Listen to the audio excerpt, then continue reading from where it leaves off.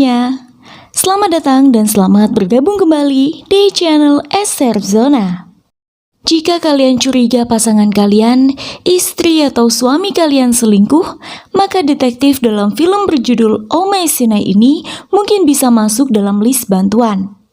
Film tersebut dibintangi oleh Michael Tanggadurai, garapan sutradara Arjunan Eka Laivan, dan dirilis pada tahun 2021. Omae Sinai mengisahkan tentang seorang pria yang bekerja sebagai detektif swasta pada seorang amatir, di mana ketika ia memutuskan untuk membuka lembaran baru dan menghentikan pekerjaan detektifnya, keputusan itu membuat pria tersebut dimusuhi oleh tim di balik tugas akhirnya dan mengakibatkan dirinya terjerat dalam jaring yang dipintal oleh politisi serakah, polisi korup, dan gangster kejam hingga menyebabkan sang istri tewas di tangan mereka. Atas kejadian itu, ia ingin membalas dendam terhadap orang-orang yang telah membuat istrinya celaka. Berhasilkah ia dalam misinya? Oke, tanpa berlama-lama yuk langsung saja simak. Ini dia rangkuman alur cerita filmnya.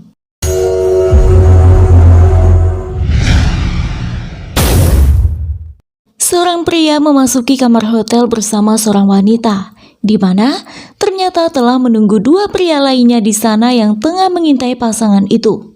Secara sengaja, dua pria tersebut memotret aksi pasangan kekasih itu. Ternyata keduanya adalah detektif swasta di bawah pimpinan seorang bernama Gajaraj. Surrender adalah nama target mereka. Ternyata Gajaraj telah disewa oleh seseorang untuk menjebak Surrender supaya melepaskan lahan yang masih bersengketa.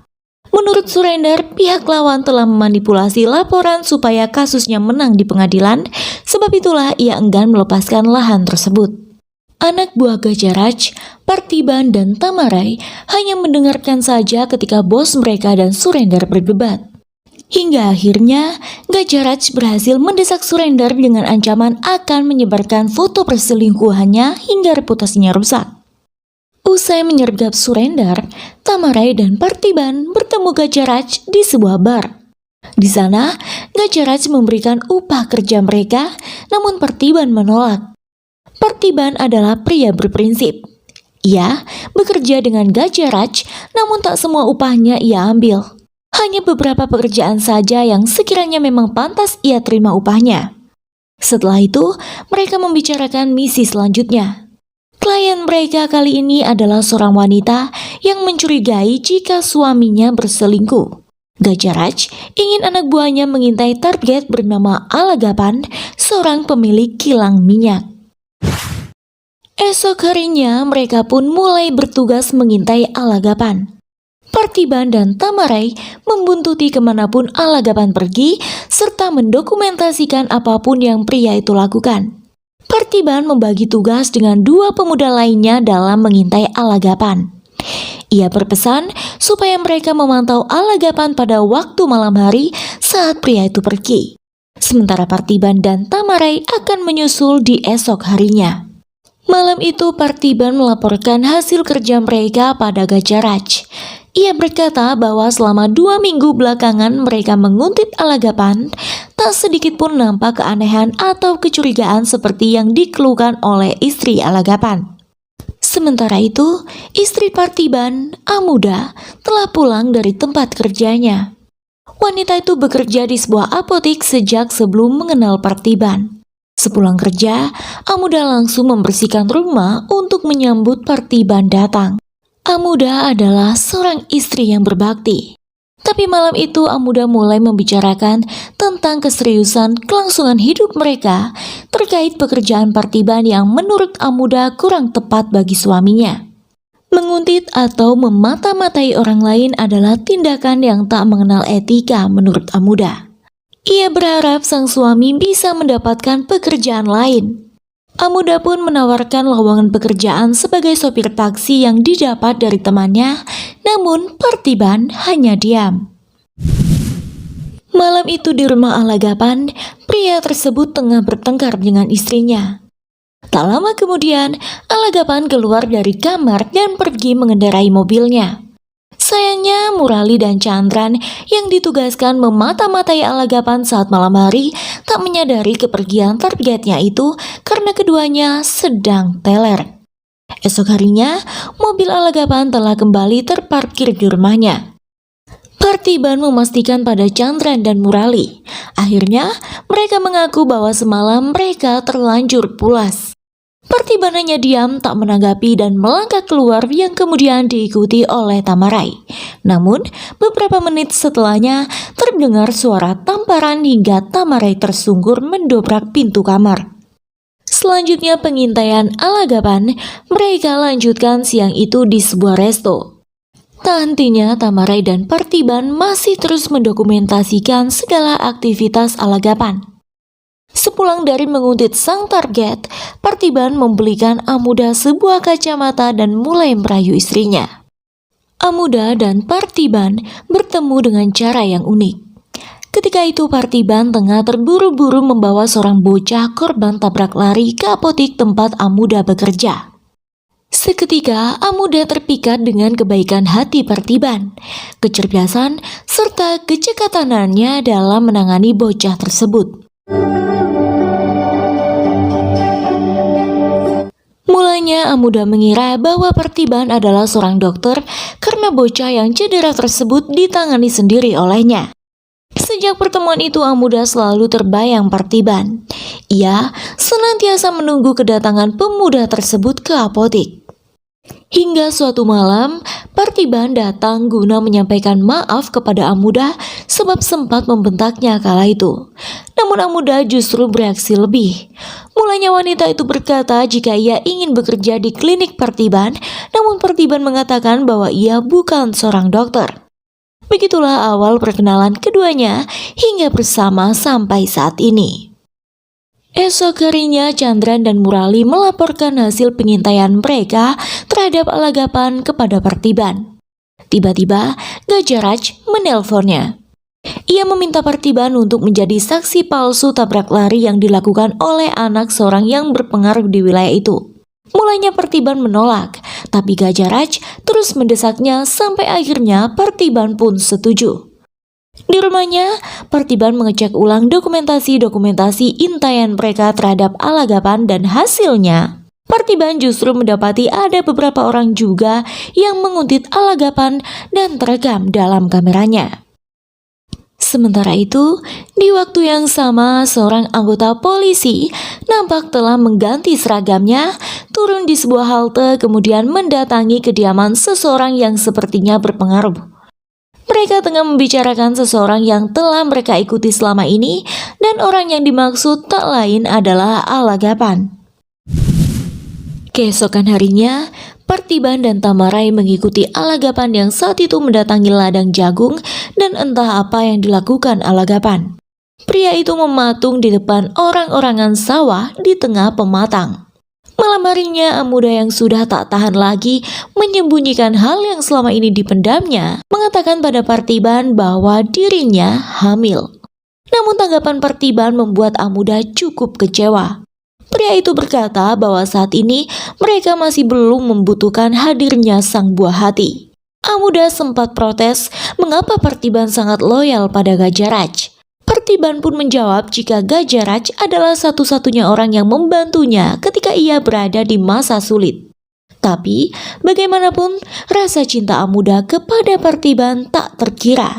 Meski hatinya hancur, wanita itu tetap berkata bahwa ia akan senantiasa bersama Partiban bagaimanapun kondisinya.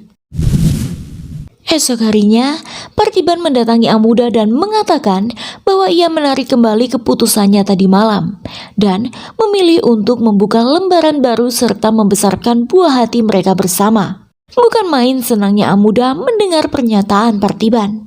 Bahkan, Partiban menanyakan ulang tawaran kerja sebagai sopir taksi dari teman Amuda dan bersedia meninggalkan dunia kerja detektif amatirnya. Bersama-sama mereka pun memeriksakan kandungan Amuda di rumah sakit. Dan saat itu juga Partiban berpamitan pada Gajaraj bahwa ia hendak berhenti bekerja. Di samping itu, semua hasil intaiannya terhadap Alagapan selama ini akan segera ia serahkan. Malam harinya usai mengantar pulang Amuda, Partiban datang untuk menyerahkan dokumentasi hasil intaiannya pada Gajaraj. Kemudian, Gajaraj menyerahkan pada polisi yang tempo hari mengunjungi rumah politisi. Sementara Partiban mendatangi sebuah telepon umum, entah apa yang ada dalam benaknya, ia menekan tombol-tombol menghubungi Alagapan dan memperingatkan pria itu supaya berhati-hati sebab ada beberapa orang yang tengah menguntitnya. Namun, apa yang terjadi? Selepas Partiban meninggalkan tempat itu, Tamarai melacak kembali nomor telepon yang dihubungi oleh Partiban.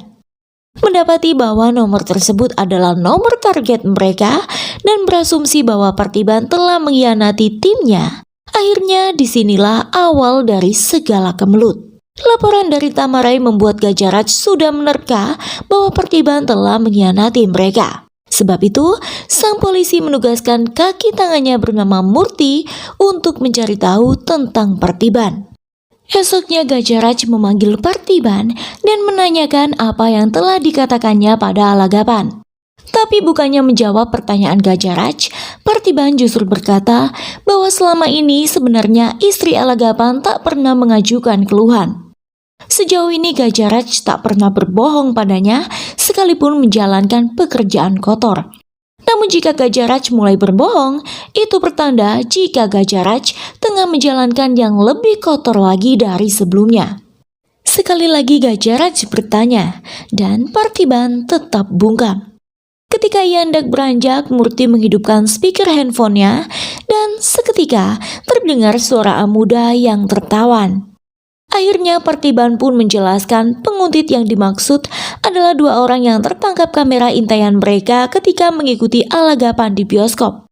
Menurut si polisi bernama Ratnam itu, pria dalam video tersebut adalah si Vanesan, sekutu mantan MP Sentil Kumaran. Gajaraj membujuk Ratnam untuk membebaskan Partiban dan Amuda, namun polisi itu menolak. Sementara itu Alagapan mendapati rumahnya berantakan ketika ia pulang. Lebih terkejut lagi saat melihat anak istrinya dibekap oleh beberapa orang. Ternyata duduk permasalahan adalah Alagapan sebagai mantan PA dicurigai telah melakukan pengkhianatan dengan menjual informasi menteri yang menjabat saat ini kepada pihak oposisi. Atas tuduhan itu, Alagapan berkilah. Ia menyangka telah membocorkan rahasia menteri pada lawannya. Namun Ratnam tak juga percaya dan meminta anak buahnya, Setu, bagaimanapun caranya harus mendapat pengakuan Alagapan.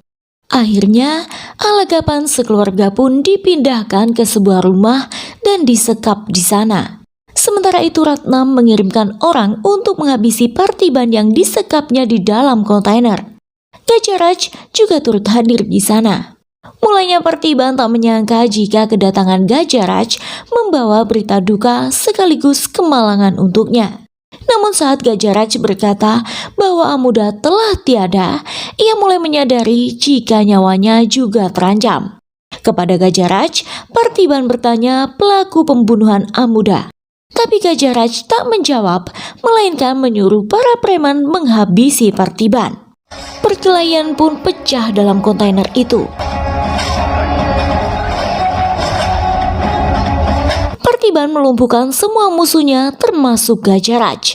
Namun Gajaraj memohon padanya supaya membiarkannya selamat. Mengingat Gajaraj pernah berjasa dalam hidupnya, Partiban pun mengabulkan permohonan pria paruhbaya itu. Esoknya Murti mendapati semua anak buahnya tumbang dalam kontainer. Sementara itu Gajaraj mengalami koma di rumah sakit. Ratnam mulai menyelidiki tentang Partiban. Sementara Murti mendatangi rumah Tamarai. Namun hanya sedikit info yang didapat dari pria itu. Tak lama kemudian, Ratnam menelpon Murti memberitahu jika sebelum bergabung dengan Gajaraj, Partiban telah berada di penjara selama 5 tahun. Tempat asalnya Salem, dan dia adalah seorang dokter. Saat itu seorang pasien meninggal karena kelalaian dokter lain. Pihak rumah sakit ingin menutup kasus tersebut, namun Partiban menentang. Akibatnya, Partiban dijebak dalam kasus itu dan dihadirkan saksi palsu saat persidangan yang membuat Partiban kehilangan lisensi dokternya serta mendapat hukuman penjara 5 tahun. Dan di masa sulit itulah, Gajaraj datang kemudian memberinya pekerjaan. Sekarang Ratnam meminta Murti segera mengurus Alagapan. Parthiban tengah menculik Chandran dan Murali. Tanpa segan, Parthiban menyiksa mereka hingga akhirnya sebuah nama mencuat dari mulut Murali bahwa Setu yang membunuh dan mengebumikan Amuda. Hanya Setu yang tahu tempat Amuda berada. Sedangkan untuk mencapai Setu, hanya Murti yang tahu tempatnya. Setu sendiri tengah bermain dengan para tawanan. Entah bagaimana caranya Setu berhasil mendapat informasi bahwa Alagapan telah merekam video rahasia pertemuan pribadi menteri dan seorang anggota IAS. Dan esok mereka akan bertukar tangan dengan pihak oposisi senilai 30 crores. Muncullah pikiran picik dalam otak Ratnam untuk mengambil penawaran 30 crores tersebut dan hendak ia bagi dengan Murti. Tapi Murti sendiri masih ragu akan hal itu. Tiba-tiba, Murti mendapat telepon dari istrinya yang mengatakan bahwa putri mereka hilang. Segera Murti bergegas mencari namun tak jua ia temukan. Tak lama kemudian, Parthiban menelponnya mengatakan bahwa anak Murti sedang bersamanya. Dan jika ia ingin anaknya selamat, maka Murti harus membawa Setu bersamanya. Atas saran Ratnam, Murti mengirim Setu pada Parthiban seorang diri. Kali ini Murti berbohong dengan mengatakan bahwa menteri telah mengirim uang dan harus diambil seorang diri oleh Setu.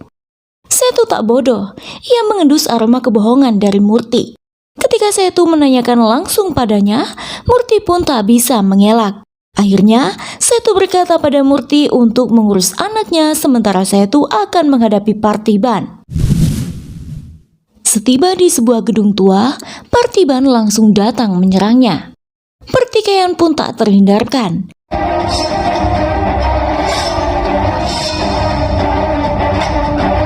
Dan berakhir dengan kekalahan yang diterima Parthiban. Bersama itu Setu menceritakan bagaimana ia membunuh Amuda dan menguburnya.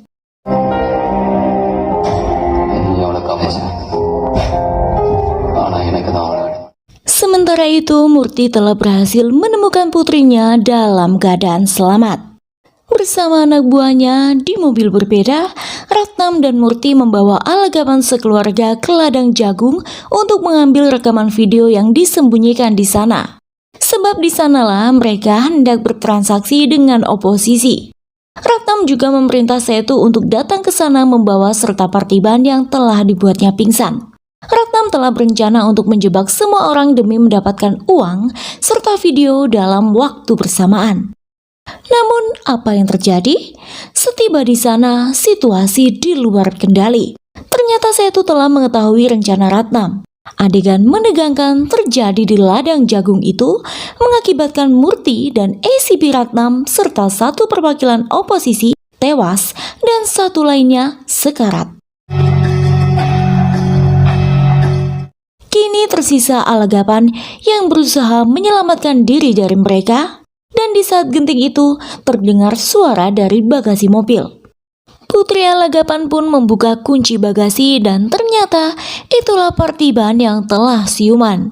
Kemudian Parthiban melibas dua anak buah Setu, sementara Setu menembak mati Alagapan. Saat Setu hendak membawa pergi uang tunai di tas tersebut, Parthiban menyerang tiba-tiba dari belakang dan malam itu juga ia menguburkan Setu hidup-hidup seperti Setu menguburkan Amuda. Sementara di malam yang sama, bukti video telah sampai ke komisaris polisi. Sebagaimana kita tahu, tak ada yang patut dipercaya dalam dunia politik. Ketika mendengar video telah sampai ke pihak yang berwajib, sang menteri bersedia damai dengan pihak oposisi dan mulai merancang kembali sisi politik baru demi menyelamatkan reputasi. Lalu bagaimana dengan Parthiban? Ia hanya hidup bersama bayang-bayang Amuda. Dan film pun selesai.